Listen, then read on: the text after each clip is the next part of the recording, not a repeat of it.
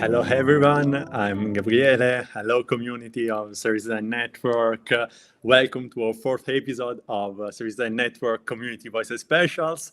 This is a program where we chat with service design practitioners to bring you inspired perspectives on service design. Today we are going to explore the topic of service design for impact with our special guest, Aino, who will be taking the stage in Helsinki on our Service Design Global Conference from 2 to 4 October 2024. Aino is a service designer with a business background who has extensive knowledge on the ways to craft great customer experience, matured over the years of practicing in service design agencies. Today, she will introduce us to the concept of designing for impact, as she's also exploring the realm of artificial intelligence and how it can improve service design experiences. So, Aino, welcome, and thank you for joining us today. Hi. Yeah, it's super nice to join this session. Thank you very much, Aino. It's our pleasure. For those who might not know yet, could you start by briefly introducing yourself and sharing a bit of about your journey into service design? Yeah, sure. I guess everybody has a bit of a different journey here, but yeah. So my name is Aino Makkonen. I'm a native Finn, so joining us here from Helsinki. My background is definitely in the business side of things. So I studied in a business school, and more specifically, originally I studied business communication. So communication stuff was what I did for several years. But then I had some growing frustration over the fact that if you are in communications, you don't actually get to affect the products and services that you're working with. You just get to promote them or talk about them. So I always wanted to start changing the stuff, the services and the products. So enter service design was sort of like the answer to all of my frustrations, and I started frantically first reading about it, and then I got some further education on it. And actually for the first years of practicing service design, I specifically was a service design / communications consultant. So I was actually thinking about how to incorporate service design to the realm of communications. So that's where I started off, and then later on kind of entered more into the strategy and business design of things where I'm now. So that's great. So how do you think your interdisciplinary background, if we may call it, and your business acumen influenced your approach to designing services? Yeah, well, as said, like service designers tend to come from all kinds of backgrounds. I mean, among us, there are people with arts backgrounds, there are people with engineering backgrounds. I guess mine is specifically a business background. So if you are, I mean, everybody's familiar with the three bubbles that say that one is the users, one is the business, and one is technology, especially within my field. In technology consulting, then my bubble tends to always be the business one. So that's kind of where I'm starting off usually. I guess that's a little bit different. Many service designers would probably say that they start off from the users, and then there's very, very good reasons for that as well. But I tend to find that practically in our world, call it a capitalistic world or something, business tends to rule what gets done first. So it's just kind of, it's a strategy, if you will, or like practical view to it. And I tend to look at first, like, what could we do business wise? And when we have sort of the opportunities there, then we can move on to pairing it with the human, with the user. So that I feel already gives like a very good foundation on designing services and stuff. So there's the business, there's the users, and then tech for me is an enabler or an opportunity. So then finally we pair it back up, at least in the field of technology consulting, we pair it then with the tech. So in the end only we think about like, how could we do this? Like, how could we make it live? But I guess this is at the same time, I find that this works great because, you know, business people who own the money usually needed to do the stuff we want to do. They love the business approach usually. So there's my 5 cents on getting to the better side of business people. But so, if I may, given the business world, which is limited in terms of scope and resources, For service designers looking to create systemic impact in such a business world, what strategies or advices would you recommend to maximize their potentialities? Yeah, I mean, like, this is something we all probably face. Like, I don't think, or if there's someone who can live without the restrictions of money or time or something, then I want to hear how you're doing it. But usually the rest of us, we have to live with that. And I think like one super good strategy in getting to do what you want and kind of even getting more resources, if you will, is to try to quantify what you're doing. So if you can, like, try to think of how would this turn out in terms of numbers. Like, let's say the service you're planning or you're thinking about, or the different options or opportunities that might arise during your service design process. Try to make it into numbers. Those are usually the things that the business the people who decide on the business kind of understand. So like, here's an option A. It could probably gain us X amount, but doing it or making it real would cost us this much. Like doing this little business case analysis kind of helps to, I don't know, maybe it's almost like translating this into the language of business people. So what I find that maybe not always service designers have been super great at, like founding their rationale into the business and the numbers. I mean, like, numbers and money isn't everything, but it definitely helps in getting you some resources and getting the thing that you're trying to do kind of lift off. So I think making numbers visible and communicating numbers is definitely like one of my points. Maybe another one would be in general, and this is because of my background also, communication. So I think service designers in general tend to be super good communicators. That's kind of something that I've noticed, but like, it doesn't hurt that you still constantly think about how to communicate what you need to do, to communicate the importance, communicate the urgency, because in a world with scarce resources, people have to prioritize, and often it's not your thing that gets to be prioritized, but someone else's. So I kind of always worry that the thing I'm doing will not gain enough visibility, or it's not seen as important enough. So I really work on to make it visible and make it look important. Yeah. So making visible is kind of a part of the impact designers must have to create their value. Talking about the bigger picture, you're going to talk at the Global Conference about designing for impact and why service designers lots of time have zero impact. Can you talk a bit about that? Well, yeah, I guess the reason that we wanted to talk about that was the fact that, well, first of all, I'm a consultant. We are consultants with Juha-Matti, who's my partner in crime in this talk.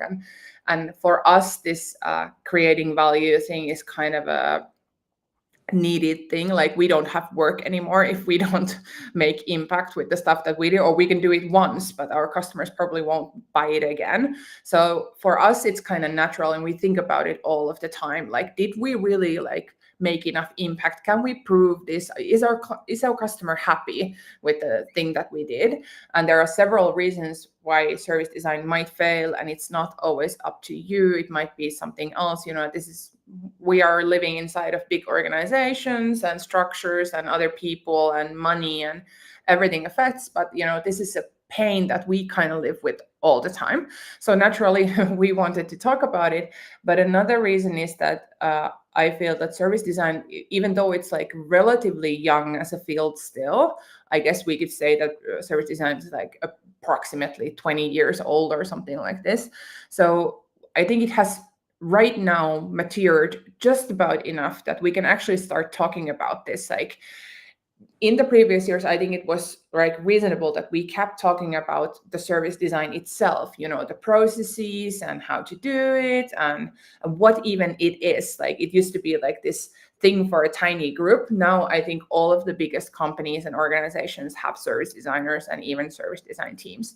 So we have, I think, come to a natural point where this question is asked by others than service designers. So we keep working with the larger group, with multiple stakeholders. People start seeing service designers all around. They're starting to see the work that service designers do. So I think this question is a natural that comes afterwards. Like, so wait, what is it that you do, like beyond pretty looking post-its and a fun workshop for a couple of hours? What did this do? So this is something we wanted to tackle, and we wanted to make it visible. So we kind of ran this little survey among designers, service designers specifically, to ask about their own experience. Like, when have you encountered a moment or a situation when service design didn't really, you can't say that it really created that much impact? And we wanted to delve into those moments and those projects and those processes where this happened, and we're kind of trying to uncover, like, why was it, like, why did this happen? The why is super important, because like as much as I enjoy group therapy, and I'm kind of hoping that this will be a bit of a big group therapy session for our service designers, kind of saying that, hey, this happens to everybody, and it's a real thing that not everything turns out to be super impactful, but we want to turn the coin and look for solutions. So either what could we do that could fix a situation that kind of went south, or even more importantly, how could we prevent it from happening, that you don't get to be in a situation where you have to explain why your design process wasn't really impactful. So two things, group therapy on the failures of service design, and then hopefully some hope, and maybe I'm hoping some really good practical tips too on what everybody can do in their own work that helps it. I was wondering while you were talking, do you already recognize the sort of key learnings or a practice to let service designers work for impact and to create real impact through their work? Well, I must say that we haven't completely finished our research and the talk yet. We're just now analyzing and doing it and building it. But the way it looks now initially is that there's the theme that I already kind of talked about. So communication tends to raise up in the answers. So whether it's the communication with the stakeholders or the communication just in general about within the team, and then maybe something that kind of falls under communication as well is change management. Like, usually when we do service design, it means some kind of a change. I mean, like, if it doesn't lead to some type of a change, I don't know how well we did it. But because there is the element of change and transition, it's always not pleasant for everybody involved in it. So there might be some stakeholders whose organizations or products or services or something in their life changes, and then it might be painful for some. So change management and communication definitely at least seem to be a few of the major topics in this area. Because I was thinking that most of the time designers are actually blamed to see too much over the long term, meaning that they do design for long-term impact. What do you think about that, and how do you consider such impact designers have to create? Is that short-term, long-term? Well, that's actually one of the key issues and problems, and we will be addressing this as well. And when I was preparing for this interview, this was exactly something I wanted to mention. So yes, so long-term impact usually is something bigger impact. So it's not unimportant. It's actually super important. However, it poses a slight problem in this current pace of the world, where everything is needed super fast and in short time frame, and all the impact and monetization needs to be visible right away. So it doesn't fit very great with that kind of idea that you're like, hey, but I'm doing this big change and this will be super impactful in 3 years. There aren't that many management teams, in my experience, who have the nerve and capacity to wait for several years for something to emerge. So therefore, actually, my advice and strategy that I try to use myself for this is that yes, do go for the big wins. Yes, do go for the long term. It's definitely needed, for example, in terms of sustainability thinking and everything. But pair it up with some quick wins. So usually what we try to suggest that if there is something that we really want to do, but we see that this is a bit of a longer run thing, for example, related to some technology development that has to be done first or something. So then we pair it up with some quick wins. So we start doing on preparing for the bigger project or the bigger transition or the bigger thing. But then at the same time, in parallel, we run these quicker, smaller step things where you can see immediate or semi-immediate wins. So then there is something, for example, when you as a designer or as a stakeholder take it back to your organization like, hey, this is what we're doing, then you also have something to show that it already works. And I think this is super humane. Like, I don't think management teams are like idiots who cannot wait for results and they're so short term all the time. I don't think it's that. I think it's just very humane that you need to see something working, and it's just a reality that not a lot of people or not a lot of organizations are willing to invest you for a long time without any visible results. So pairing long-term strategic stuff with the short-term quicker things, and in a perfect world this can actually work great together. So there are like smaller steps that build towards the bigger picture. So not always possible, but when it is, this is something that I find that works. That's super interesting. Thank you, Aino. I do remember actually that once we connected, I started to look that you are actually investigating the intersection between service design and artificial intelligence. So how does I was wondering artificial intelligence might create impact on this value creation for service designers, of this need of service design to create impact?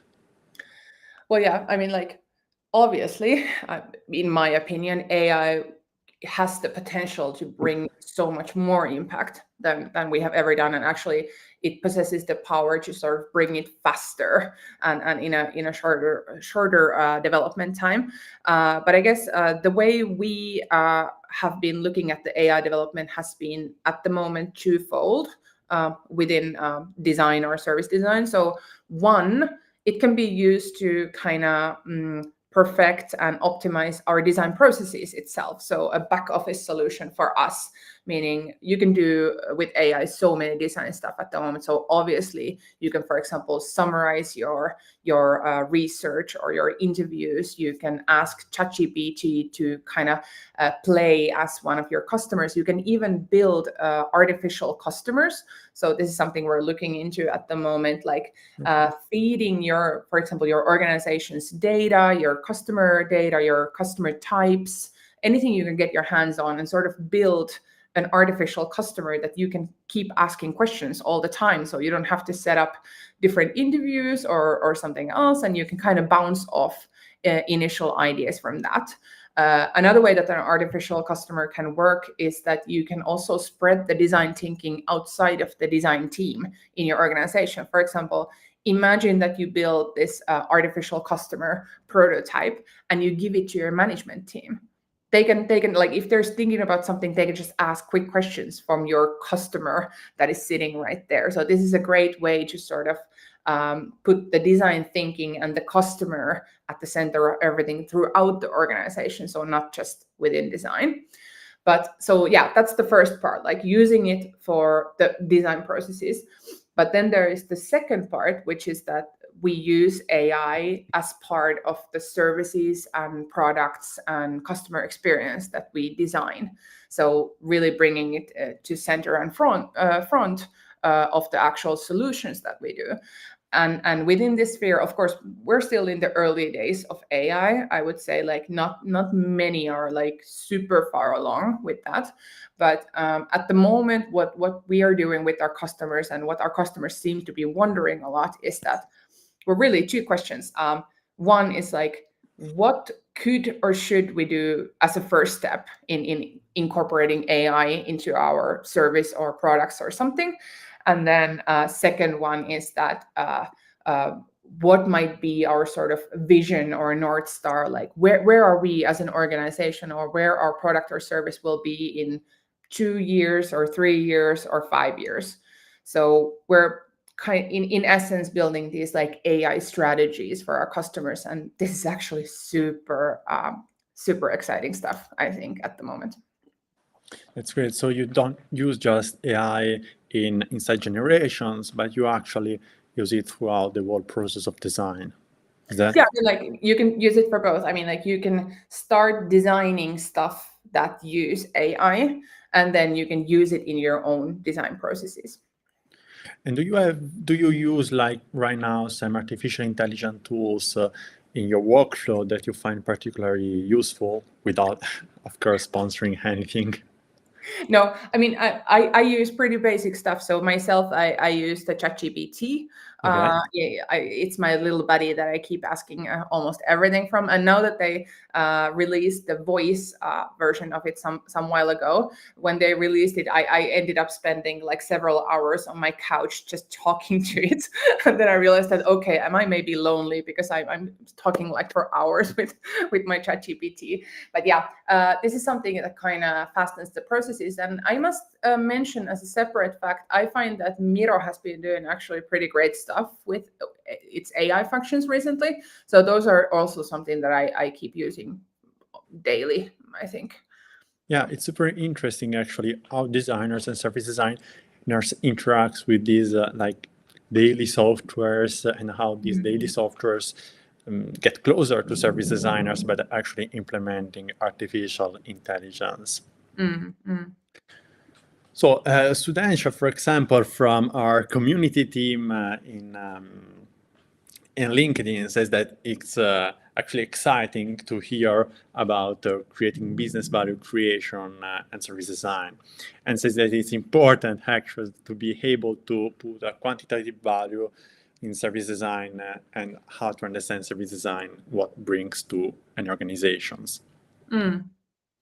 I don't know if the community and the audience have some other questions related to quantitative value for service design, or if there's anyone of other questions about what we talked about today with Aino. I'd like to specify that there are still some SDC ticket available for joining us in Helsinki from 2 to 4 October. It would be a great experience to talk about and to learn more about service design for impact from Aino and other guests of Service Design Network. So as no question is coming from our audience, I would like to ask you, what's your biggest expectation from this conference, Aino? Well, first of all, as a native of Helsinki, I'm just super excited that it's in Helsinki this year. I mean, traveling is great, but getting to show my town to everybody is just great. I'm super happy about the topic we have this year. So this creating impact. I must admit that I have had my hands on that as well, because I'm part of the SDN community in Helsinki. So I've been part of in the background working with this conference, and I was part of the conversations when we were kind of bouncing around ideas on what the topic could be this year. So I'm personally super happy that it's this one, and I'm so eager to hear from the other presenters, their viewpoints to this topic. So I have mine, but I'm like, even last year I joined the Berlin conference, and I was so like, I got so many new ideas, and it was so fun to talk with your own community. So I'm super excited about that. And hey, my company Seely also has one of the studio open nights, so I'm hoping to see a lot of people in there as well. And then of course the parties The parties, they are the best.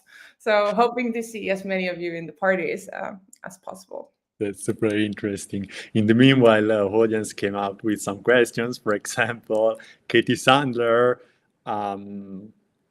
asked you, from your experience, what have been some of your key takeaways when it comes building trust throughout teams and getting buy-in to create more impact? Well, I would definitely, boring answer, but I would say that like stepping yourself to the same side of the table. I think sometimes we forget that we kind of go into our own little service design bubble and kind of remain on the opposite side of the table from the business people, but then kind of really going to the same side of the table and asking like, seriously, like what is it that you need? Like what would make you happy, or why aren't you sleeping your nights well? Like, could I solve something for you? And people tend to be so that if you are able to help them really with something that is painful for them, or something that is causing them struggles, then they tend to like you. So I'm in this business to just always trying to get people to like me. So that's a good approach as well. Okay, thank you very much, Aino. There are lots of other questions, but it wouldn't take you too much time. We can go for the other questions in the next sessions and in next times. I'd like to thank you once more for your presence here, Aino, and for sharing your valuable insights with us today about artificial intelligence and service design for impact. It was really truly inspiring to hear about your experience and perspective on service design for impact. And I'm sure as well our audience has gained a lot of insights from your experience as all these questions suddenly came in. So until next time, guys, and keep exploring and stay curious. Thank you again, Aino. And I'm looking forward to see you in Helsinki and to talk about these topics. And thank you all, guys, for being here and to support our work with Service Design Network. See you in the next episode of Community Voices Specials. Thank you, and have a great evening, all. Thank you. I'm hoping to see you in Helsinki soon.